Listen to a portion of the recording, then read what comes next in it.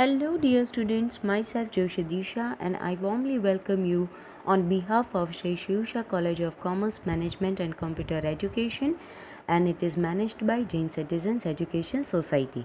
So, dear students, I am going to take your subject, that is financial management, and today we are going to start unit number 1, that is introduction to financial management. So, બધું કોઈ પણ વસ્તુ આપણે start કરીએ એની પહેલાં it is very necessary કે આપણે સમજીએ what is financial management. First of all, what is finance? તો ફાઇનાન્સ છે, જેમ કે we all know that it is a life blood, right? કે જેમ બોડીમાં બ્લડની જરૂર હોય એવી રીતના કોઈ પણ બિઝનેસ ઓર્ગેનાઇઝેશન હોય, ઇન્સ્ટિટ્યૂટ હોય, ઇવન આપણું ઘર હોય કે કોઈ બી જગ્યા હોય, દરેક જગ્યાએ ફાઇનાન્સની જરૂર પડે છે, right? It is impossible to live without finance, right? So that is finance is foremost important. બહુ વધારે મહત્ત્વનું છે ફાઇનાન્સ, અને ફાઇનાન્સ વગર તમને પ્રોફિટ મળે નહીં, રાઈટ? સો ફાઇનાન્સ છે એ એક નેસેસિટી છે. નાવ ફાઇનાન્શિયલ મેનેજમેન્ટ. તો ફાઇનાન્શિયલ મેનેજમેન્ટ એટલે શું? તો જે બી આપણી પાસે ફાઇનાન્સ છે એનું પ્રોપર રીતના પ્લાનિંગ કરવું, એને ક્યાંથી મેળવવું એનું પ્લાનિંગ કરવું, અને એનો proper control, right? That is financial management.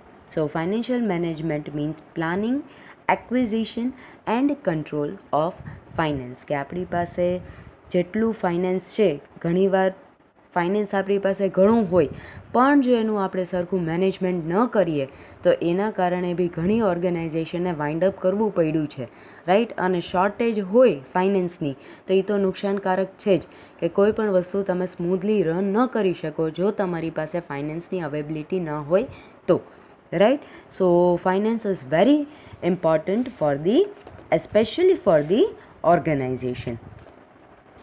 The structure of modern economy is created on the basis of finance.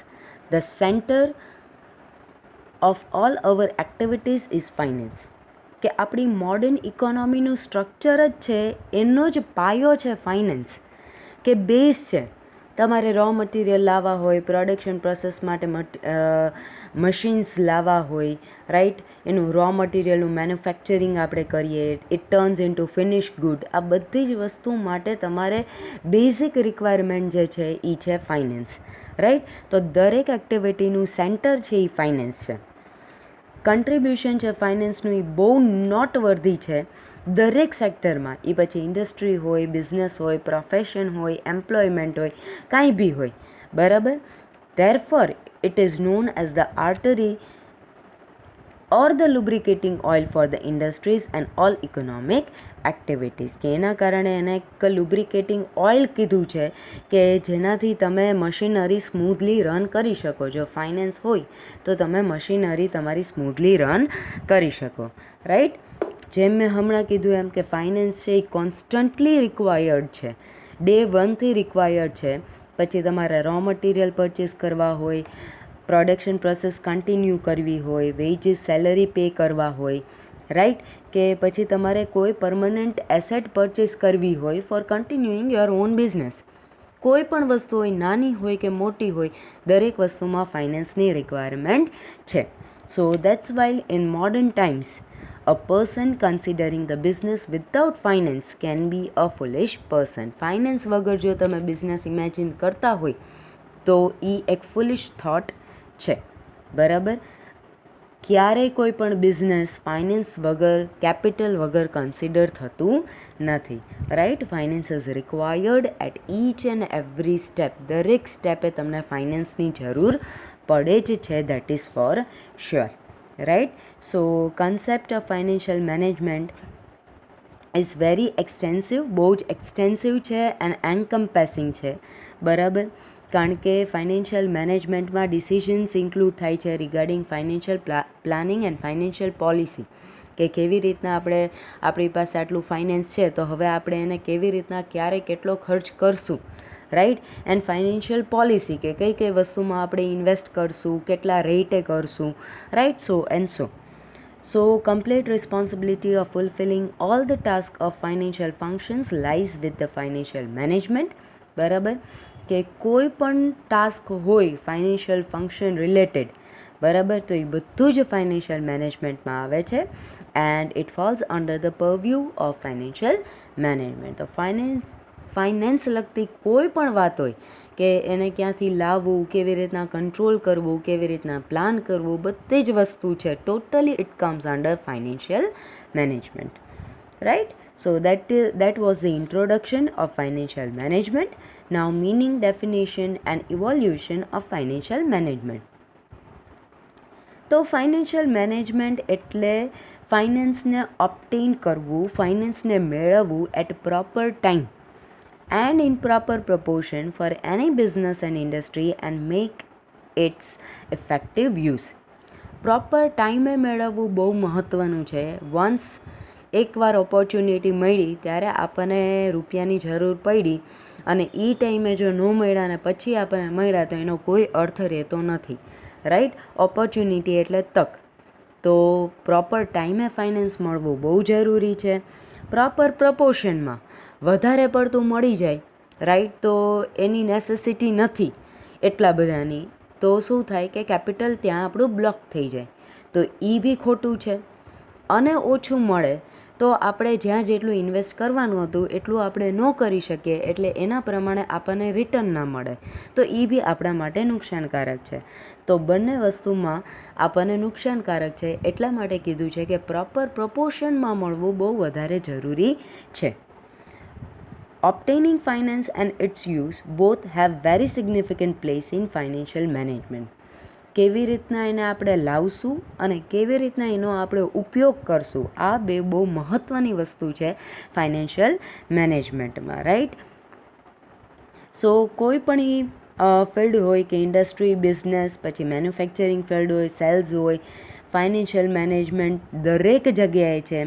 Personal management કરતા હોય, એકાઉન્ટિંગ સિસ્ટમ યુઝ કરતા હોય, કોઈ પણ તમે સેક્ટર લઈ લો, દરેક જગ્યાએ ફાઇનાન્સનું બહુ વધારે ઇમ્પોર્ટન્સ છે. So finance management based on utilization of finance in the modern economy means to make provision in such a manner that finance is available as and when required.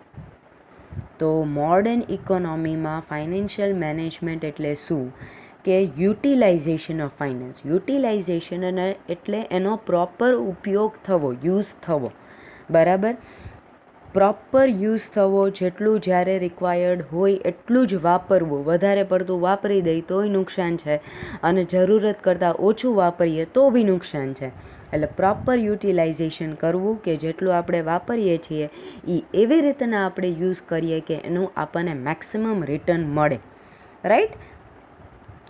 And it is available as and when required. બીજું ફાઇનાન્સનું importance એ છે કે જ્યારે આપણને જરૂર પડે ત્યારે આપણને એ available હોવું જોઈએ, એ એનું મેઇન ઇમ્પોર્ટન્સ છે, રાઈટ. કે whenever it is required it is available to us, right. So that is the financial management.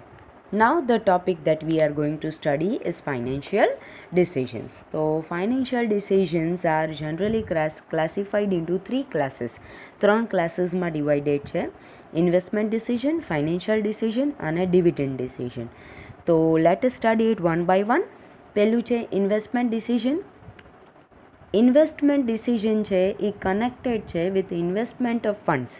કે આપણી પાસે 1 લાખ કેપિટલ છે કે 10 લાખ કેપિટલ છે, તો એને આપણે ક્યાં કેવી રીતના ઇન્વેસ્ટ કરશું, રાઈટ, કે જેનાથી આપણને મેક્સિમમ રિટર્ન મળે. બે ટાઈપનું એસેટ્સ હોય: ઇમમૂવેબલ એસેટ્સ અને કરંટ એસેટ. ઇમમૂવેબલ એસેટ છે એ generally longer period of time માટે હોય અને કરંટ એસેટ છે એ શોર્ટર પીરિયડ ઓફ ટાઈમ માટે હોય. ઇમમૂવેબલ એસેટ છે, બરાબર, તો એ ડિસિઝન છે એ લોંગ ટર્મ ઇન્વેસ્ટમેન્ટ ડિસિઝન છે. એકવાર તમે એમાં ઇન્વેસ્ટ કરો તો તમને એ લાંબા ગાળે તમને રિટર્ન આપે, ઇન્સ્ટન્ટ તમને એમાં રિટર્ન મળે નહીં, right. So it is taking a longer period. અને શોર્ટર ટર્મ માટે તમારે જવું હોય તો કરંટ એસેટ્સ છે that is the best one. કે જેમ કે આપણે ઇન્વેસ્ટમેન્ટ કરતા હોઈએ વર્કિંગ કેપિટલમાં. વર્કિંગ કેપિટલ એટલે આપણા ડે ટુ ડે ટ્રાન્ઝેક્શન્સ માટે જે આપણને ફાઇનાન્સની જરૂર પડે દેટ ઇઝ વર્કિંગ કેપિટલ, બરાબર. તો that is investment made for the sorter period, બરાબર. તો ઇટ ડિપેન્ડ્સ ઓન અસ કે આપણે કયા વ્યૂ પોઈન્ટથી વિચારીને ઇન્વેસ્ટ કરીએ છીએ, કે કેટલું આપણને કેશ ફ્લો છે જોઈએ છીએ, બરાબર, ક્યારે જોઈએ છીએ, કેટલું આપણને ડિસ્કાઉન્ટ અવેલેબલ છે, કેટલું કોસ્ટ ઓફ કેપિટલ થશે, કેટલું કરંટ વેલ્યુ થશે, શું ઇન્ટરનલ રેટ ઓફ રિટર્ન હશે. આ બધી જ વસ્તુનું પ્રોપર એનાલિસિસ કરીને આપણે કોઈ પણ વસ્તુમાં ઇન્વેસ્ટમેન્ટ કરતા હોઈએ છીએ, weather it is for a short term or a longer period of time, બરાબર. અને આના બેઝિસ ઉપર આપણે નક્કી કરીએ છીએ કે આપણે લોંગ ટર્મમાં જવું છે કે શોર્ટ ટર્મમાં જવું છે, રાઈટ. સો આ બધા ડિસિઝન્સ લેતી વખતે આપણે રિસ્ક એનાલિસિસ કરીએ છીએ, રિટર્ન એનાલિસિસ કરીએ છીએ, ફ્યુચર કેશ ફ્લો જોઈએ છીએ અને ફ્યુચર અનસર્ટેનિટીઝ બી ધ્યાનમાં લઈએ છીએ. ફ્યુચર અનસર્ટેનિટીઝ એટલે ક્યારે કોઈ મુશ્કેલી આવી જાય જે આપણે એક્સપેક્ટ નહોતી કરી, that is future uncertainties, right? So this all things are covered under investment decisions. Now the next topic is financial decisions. So financial decisions are taken in relation to provide finance for business activities. ક્યાં કેટલું કોને finance provide કરવું, right, એ બધી જ વસ્તુ financial ડિસિઝનમાં આવે છે. They are strongly connected with investment decisions, કે ઇન્વેસ્ટમેન્ટ ડિસિઝન સાથે સ્ટ્રોંગલી એનું કનેક્શન છે. ફાઇનાન્શિયલ ડિસિઝન્સ છે યુઝફુલ છે for the creation of balanced capital structure. Capital structure માટે ફાઇનાન્શિયલ ડિસિઝન યુઝફુલ છે. જેમ હમણાં કીધું હતું એમ કે રિસ્ક, રિટર્ન, કંટ્રોલ, આ 3 ફેક્ટર્સ છે કે જે મેનેજર્સને બહુ યુઝફુલ થાય છે જ્યારે પણ એ લોકો ફાઇનાન્શિયલ ડિસિઝન્સ લેતા હોય છે. ડિફરન્ટ એનાલિસિસ મેથડ છે, જેમ કે EPS છે, EBIT છે, લિવરેજનું કેલ્ક્યુલેશન છે, બરાબર. તો આ બધી જ વસ્તુ છે એ બહુ વધારે ઇમ્પોર્ટન્ટ છે કોઈ પણ ફાઇનાન્શિયલ ડિસિઝન લેવા માટે, right. So this all things are covered under financial decisions. Now the third topic is dividend decision. તો ડિવિડન્ડ ડિસિઝન છે એ રિલેટેડ છે વિથ ડિસ્બર્સમેન્ટ ઓફ પ્રોફિટ, કે પ્રોફિટ જે આપણને થયો એ કેવી રીતના આપણે વેચવો છે, કેટલો આપણે ડિવિડન્ડ તરીકે દેવો છે, બરાબર, અને કેટલો આપણે એને પાછો પ્લગ બેક કરવો છે ઓર્ગેનાઇઝેશનમાં, એટલે ફરી પાછું આપણે એમાંથી ઇન્વેસ્ટ કરવું છે, કે પછી કેટલું પ્રપોર્શન આપણે સેવ કરવું છે, right. So that is this all things are covered under dividend decision. આની અંદર ઇન્ટરનલ પ્રોફિટેબિલિટી અને એક્સટર્નલ પ્રોફિટેબિલિટી છે એ બહુ ધ્યાનમાં લેવામાં આવે છે, રાઈટ. અને અમુક પ્રપોર્શન છે જે પ્રોફિટનો એ જનરલી આપણે ડિવિડન્ડ તરીકે શેર હોલ્ડર્સને આપતા હોઈએ છીએ.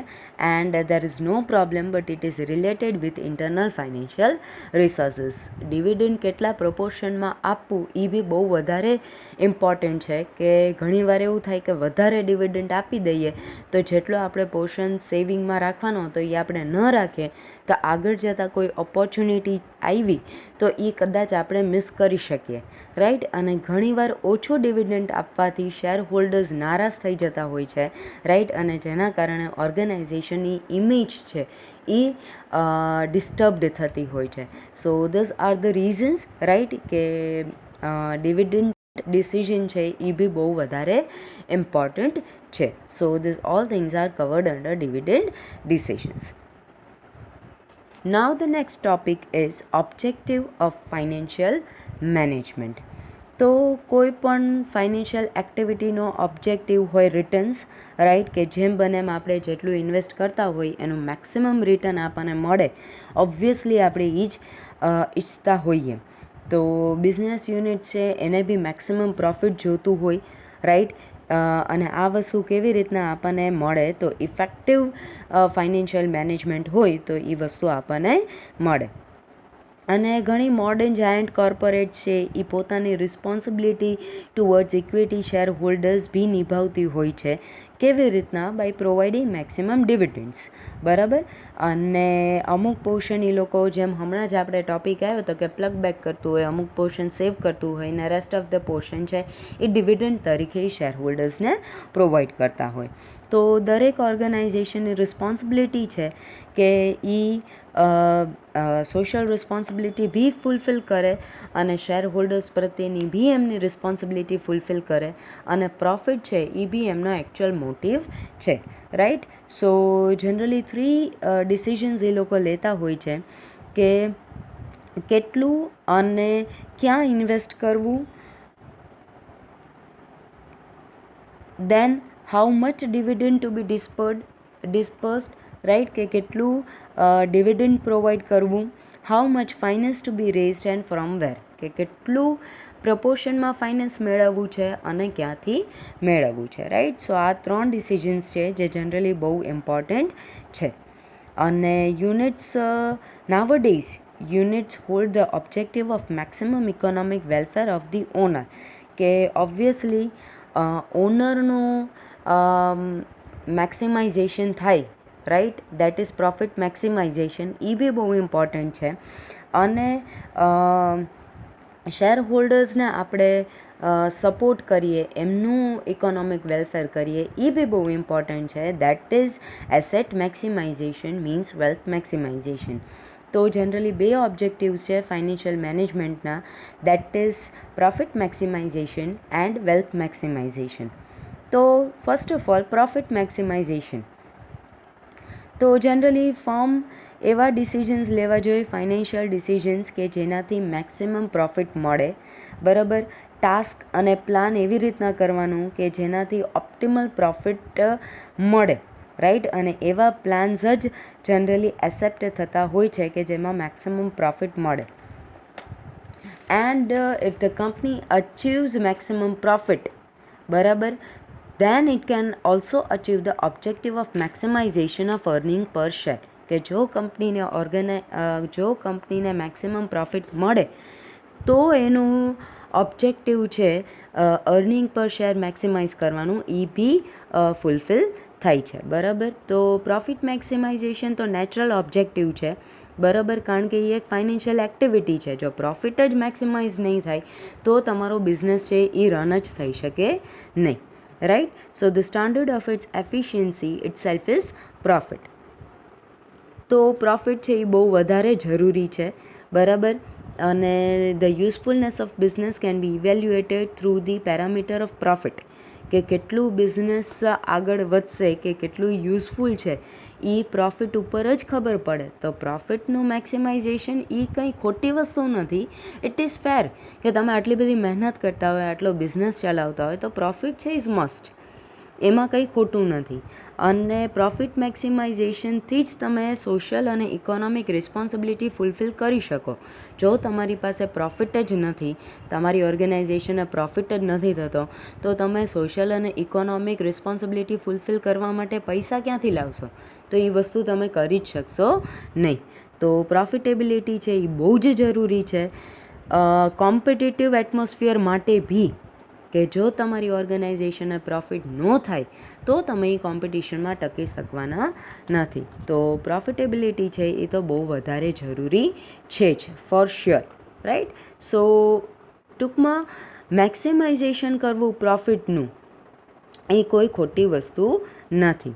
મોડર્ન ટાઈમ્સમાં છે આ વસ્તુને ઘણી ક્રિટિસાઇઝ કરી છે કે આ વસ્તુ એક કહેવાય ને કે સેલ્ફિશ મોટિવ કહેવાય, કે when at this time you are thinking of your own self, કે તમે તમારું પોતાનું જ વિચાર્યું, તમે બીજી કોઈ વસ્તુ એટલી ધ્યાનમાં લીધી નહીં, રાઈટ. સો કોર્પોરેટ ટાઈપ બિઝનેસ હોય એ હવે જનરલી એવો એટમોસ્ફિયર આવ્યો છે કે પ્રોપરાઇટર્સ અને મેનેજર્સ બંને અલગ હોય. પહેલાં તો કેવું હતું કે આપણો જ બિઝનેસને આપણે જ રન કરતા હોય, પણ હવે બિઝનેસ કોઈ ઓર ન હોય અને એમાં મેનેજર્સ અલગ રીતના વર્ક કરતા હોય. તો ઓબ્વિયસ વાત છે કે બંનેની ઓર્ગેનાઇઝેશન પ્રત્યેની ભાવના છે એ ફરતી હોય, અને લાર્જ સ્કેલ બિઝનેસ યુનિટ્સ હોય એમને પોતાની રિસ્પોન્સિબિલિટીઝ છે ટુવર્ડ્સ ધી સોસાયટી. તો આ દ્રષ્ટિએ આપણે જોઈએ તો ઓબ્જેક્ટિવ ઓફ મેક્સિમાઇઝેશન ઓફ પ્રોફિટ છે એ ફેર નથી. રાઈટ, કે આ એક સેલ્ફિશ મોટિવ કહેવાય કે તમે તમારું પોતાનું જ વિચારો છો, you are not thinking of society. તો in the new business environment only the maximization of profit is considered to be unfair. એકલું પ્રોફિટ મેક્સિમાઇઝેશન અનફેર કન્સિડર કર્યું છે. ઇટ્સ ઓકે, પ્રોફિટ મેક્સિમાઇઝેશન તો જોઈએ જ, જેમ હમણાં એવું હતું એમ કે તો જ તમે સોશિયલ અને ઇકોનોમિક રિસ્પોન્સિબિલિટી ફૂલફિલ કરી શકો. તો પ્રોફિટ મેક્સિમાઇઝેશન જરૂરી છે, પણ એકલું પ્રોફિટ મેક્સિમાઇઝેશન છે એ બરાબર નથી. સાથે સાથે તમારે સોશિયલ નેશનલ રિસ્પોન્સિબિલિટીઝ છે એ ફૂલફિલ કરવી જોઈએ. Concept of profit maximization in itself is self-explanatory but complex. For calculating which maximization do you take into consideration, short-term, long-term, profit before tax or after tax, it is not clear which profit is to be maximized. કોઈ clearance નથી. મેક્સિમાઇઝેશન of profit એટલે કયા પ્રોફિટમાં sorter term માટે મળતું હોય, longer term માટે મળતું હોય, પ્રોફિટ બિફોર ટેક્સવાળું કે પ્રોફિટ આફ્ટર ટેક્સવાળું. કોઈ પણ વસ્તુનું અહીંયા ક્લિયરન્સ નથી regarding maximization of profit. Then it is necessary that due to objective of profit maximization, the financial interest of shareholders can be achieved. કે શેરહોલ્ડર્સનું ઇન્ટરેસ્ટ છે એ જળવાઈ રહેવું જોઈએ, રાઈટ, તો જ તમારી ઓર્ગેનાઇઝેશનને સક્સેસ મળે, રાઈટ. સો આ બધા પોઈન્ટ્સ છે રિગાર્ડિંગ પ્રોફિટ મેક્સિમાઇઝેશન. એટલે ઓલ ઓવર આપણે જોઈએ તો પ્રોફિટ મેક્સિમાઇઝેશન ખોટું નથી, પણ એકલું પ્રોફિટ મેક્સિમાઇઝેશનનું ગોલ રાખવું એ વસ્તુ ખોટી છે. નાવ second point is wealth maximization. તો વેલ્થ મેક્સિમાઇઝેશન એટલે net present value of the unit, બરાબર. The present value of the unit is indicated in relation to the present wealth of the unit. Decisions should be taken in such a manner that there is wealth maximization possible in relation to investment of funds and financial matters, or such decisions should maximize the wealth of the unit. એકલું profit વધારવું એવું નહીં, પણ wealth વધારવી. Wealth એટલે net present value. કંપનીની કે યુનિટની નેટ પ્રેઝન્ટ વેલ્યુ વધવી જોઈએ. કોઈ પણ તમે ડિસિઝન લ્યો, કોઈ પણ તમે એક્ટિવિટી કરો એ એવી રીતના કરો કે કંપનીની નેટ પ્રેઝન્ટ વેલ્યુ વધે. ફાઇનાન્શિયલ ડિસિઝન્સ છે, બરાબર, do not increase the value of present wealth, then they should not be accepted. જે પણ ફાઇનાન્શિયલ ડિસિઝન્સ છે જે નેટ પ્રેઝન્ટ વેલ્યુ નથી વધારતા, બરાબર, તો એ ડિસિઝન્સ છે એ સ્વીકારવામાં આવતા નથી. Along with achieving the objective of wealth maximization, the objective of economic welfare of proprietor is obviously achieved. Wealth maximization કરો, સાથે સાથે ઇકોનોમિક વેલફેર ઓફ પ્રોપ્રાઇટર બી અચીવ કરો. જેમ જેમ નેટવર્થ વધશે એમ માર્કેટ વેલ્યુ છે શેર્સની એ વધશે, સ્ટોક એક્સચેન્જ હાઈ જશે, બરાબર, એટલે ઓટોમેટિકલી પ્રોપ્રાઇટરનું બી ફાઇનાન્શિયલ વેલફેર છે એ વધશે, રાઈટ. સો વેલ્થ મેક્સિમાઇઝેશનના કારણે પ્રેઝન્ટ વેલ્યુ ઓફ મની અને એલિમેન્ટ ઓફ ટાઈમ બંને વસ્તુ કન્સિડર કરવામાં આવી છે. બિસાઇડ ધીસ, વેલ્થ મેક્સિમાઇઝેશન છે એ value of the unit increase કરે છે, બરાબર, અને કોઈ પણ યુનિટનું એવી રીતના ડેવલપમેન્ટ થવું એ બેઝ છે of the society. So objective of social responsibility છે એ બી અચીવ થાય છે, બરાબર. સો ઓબ્જેક્ટિવ ઓફ પ્રોફિટ મેક્સિમાઇઝેશન ના કારણે instead of the objective of profit maximization, the objective of wealth maximization can be considered more proper and useful. કે wealth મેક્સિમાઇઝેશનને વધારે સારું consider કરવામાં આવ્યું છે, કારણ કે એમાં પ્રોપ્રાઇટરનું બી ધ્યાન રાખવામાં આવે છે અને યુનિટની વેલ્થ બી વધે છે, એટલે ઇકોનોમિક અને સોશિયલ રિસ્પોન્સિબિલિટી છે એ બી ફૂલફિલ થાય છે, અને સાથે સાથે જેટલા સ્ટેક હોલ્ડર્સ છે ઓર્ગેનાઇઝેશનના એને બી બેનિફિટ થાય છે, રાઈટ. સો જનરલી વેલ્થ મેક્સિમાઇઝેશનમાં હમણાં જેમ કીધું હતું એમ કે ટાઈમ વેલ્યુ ઓફ મની છે ઇગ્નોર કરવામાં નથી આવી. વેલ્યુ ઓફ કેશ ફ્લો અને ટાઈમ વેલ્યુ બંનેને કન્સિડર કરવામાં આવ્યું છે. અને રેટ ઓફ ડિસ્કાઉન્ટ, રાઈટ, એ બી ધ્યાનમાં લીધું છે. રિસ્ક અને અનસર્ટેનિટીઝને બી ધ્યાન લીધું છે. જો રિસ્ક અને અનસર્ટેનિટી વધારે હોય તો રેટ ઓફ ડિસ્કાઉન્ટ છે એ વધારે તમે હાયર ફિક્સ કરી શકો, right. So that is also the point. Profit મેક્સિમાઇઝેશનનો ઓબ્જેક્ટિવ છે, બરાબર, એમાં EPS વધે છે. તો આપણે એવું ન કહી શકીએ કે માર્કેટ વેલ્યુ છે શેર્સની એ 100% વધશે જ, બરાબર, પણ વેલ્થ મેક્સિમાઇઝેશનમાં એસેટ્સ છે, બરાબર, એ વધશે. તો એના કારણે વેલ્યુ છે સ્ટોક એક્સચેન્જની એ બી વધશે. એના કારણે તમે પ્રોપરાઇટરનો ઇન્ટરેસ્ટ બી સેફગાર્ડ કરી શકો અને જે પણ વ્યક્તિ તમારી ઓર્ગેનાઇઝેશન સાથે કનેક્ટેડ છે એનો બી ઇન્ટરેસ્ટ છે એ સેફગાર્ડ થઈ શકે છે, right. So that is in short, wealth maximization છે એ બેસ્ટ છે. પર્સોનલ્સ હોય, ક્રેડિટર્સ હોય, સોસાયટી હોય કે કોઈ પણ વ્યક્તિ હોય, દરેકની વેલ્થ છે એ આમાં વધે છે. એટલે વેલ્થ મેક્સિમાઇઝેશનને વધારે ઇમ્પોર્ટન્સ આપવામાં આવ્યું છે, right. So that is the profit maximization and wealth maximization. Now importance of financial management. અત્યાર સુધી આપણે સ્ટડી કર્યું એ ઓલમોસ્ટ દરેક વસ્તુ છે એ આપણને બતાવતી હતી કે ફાઇનાન્સ છે એ કેટલું વધારે જરૂરી છે, બરાબર. તો એઝ વી ઓલ નો કે તમારે કોઈ પણ વસ્તુ એસ્ટાબ્લિશ કરવી હોય, એક્સપાન્ડ કરવી હોય, મોડર્નાઇઝ કરવી હોય, રિનોવેટ કરવી હોય, કાંઈ પણ વસ્તુ કરવી હોય તો એના માટે ફાઇનાન્સ છે એ ખૂબ જ જરૂરી છે, બરાબર. સાથે સાથે ગુડ ઇન્ડસ્ટ્રીયલ પ્લાન હોય, બરાબર, તો બહુ કન્વિનિયન્ટ કન્ડિશન્સ ડેવલપ થાય છે. અને ફાઇનાન્સ વગર પ્લાન બહુ સારો હોય ને ફાઇનાન્સ નથી તો એ વસ્તુનો કોઈ મતલબ નથી. જેમ કીધું હતું એમ કે રો મટીરિયલ પરચેસ કરવું હોય, મશીનરી પરચેસ કરવા હોય, વેજીસ પે કરવા હોય, કાંઈ બી વસ્તુ માટે ફાઇનાન્સ છે એ ખૂબ જ જરૂરી છે. ઇન શોર્ટ, જ્યાં ડે 1થી લઈને લાસ્ટ ડે સુધી ફાઇનાન્સ છે એ ખૂબ જ જરૂરી છે, બરાબર. તો that is the point, right. અને હમણાં જેમ મેં કીધું હતું એમ કે જરૂરી નથી કે તમારી પાસે બહુ ફાઇનાન્સ હોય તો એનો મતલબ તમે સક્સેસફુલ જ છો, એવું નથી. તમારી પાસે બહુ ફાઇનાન્સ હોય તેમ છતાં જો તમારું હાફાઝર્ડ ફાઇનાન્શિયલ મેનેજમેન્ટ હોય, ખરાબ ફાઇનાન્શિયલ મેનેજમેન્ટ હોય તો તમારું કોઈ પણ વસ્તુ સક્સેસફુલ થતી નથી, રાઈટ. એવી બી ઘણી ઓર્ગેનાઇઝેશન છે કે ખૂબ જ ફાઇનાન્સ હતું તેમ છતાં વાઇન્ડ અપ કરવું પડ્યું હતું, રાઈટ. સો દેટ ઇઝ, એવું નથી કે બહુ જ ફાઇનાન્સ હોય તો સક્સેસફુલ થાવ તમે, પણ એક સારું ફાઇનાન્શિયલ મેનેજમેન્ટ હોવું ખૂબ જ જરૂરી છે. તો let us discuss it. The first point is from the point of view of national development and growth. તો નેશનલ ગ્રોથ અને ડેવલપમેન્ટ છે એ efficient use of financial sources ઉપર ડિપેન્ડન્ટ છે, બરાબર. ફાઇનાન્સ જો પ્રોપર પ્લેસે, પ્રોપર ટાઈમે યુઝ થાય, બરાબર, અને પરફેક્ટ જગ્યાએ જો ઇન્વેસ્ટ કરવામાં આવે અને એનો ઇફેક્ટિવ યુઝ થાય તો તમારું નેશનલ ડેવલપમેન્ટ અને ગ્રોથ થાય, right. So proper place, time બહુ જરૂરી છે. Then second point is from social point of view. તો સક્સેસ અને failure of a business also holds equal importance for service class people, labor class, customer as well as government and the society.